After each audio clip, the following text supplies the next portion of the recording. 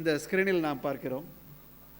அன்பு, கருணை, உழைப்பு, கடமை, தொழில், கல்வி, அறிவு, மகிழ்ச்சியான ஒரு வாழ்க்கை முறை, ஏழைகளுக்கு உதவி, மக்கள் குறை தீர்த்தல், ஒழுக்கம், இறைநிலை, இப்படியாக பல பற்பல வாழ்க்கை நெறிமுறைகளை இவர்கள் நமக்கு வழங்கி கொண்டிருக்கிறார்கள்.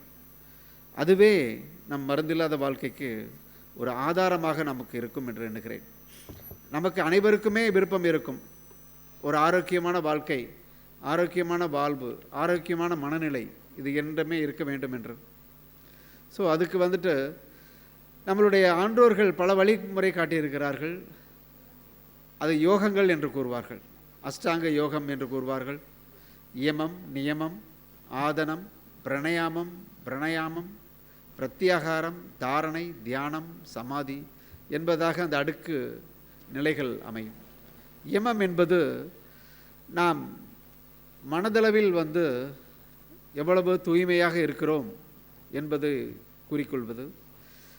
நியமம் என்பது நியமங்கள், கடமைகள், நம்மளுடைய செயல்கள் எவ்வளவு தூய்மையாக இருக்க வேண்டும், எவ்வளவு ஆரோக்கியமாக இருக்க வேண்டும் என்பதாக அமையும். ஸோ இந்த படிநிலைகளில் கடந்த பிறகு தான் நமக்கு மருந்தில்லாத வாழ்க்கைக்கு நாம் போக முடியுமாக இருக்கும். ஏன்னா மன தூய்மை தான் உடல் தூய்மையாக அமையும். இங்கே உணவு பழக்க வழக்கங்கள், ஆரோக்கியமான வாழ்க்கை முறைகள், சிந்தனைகள், செயல்கள் இவை யாவையுமே தூய்மையாக இருக்கும் பட்சத்தில் தான் நமது உடம்பும் தூய்மை அடையும்.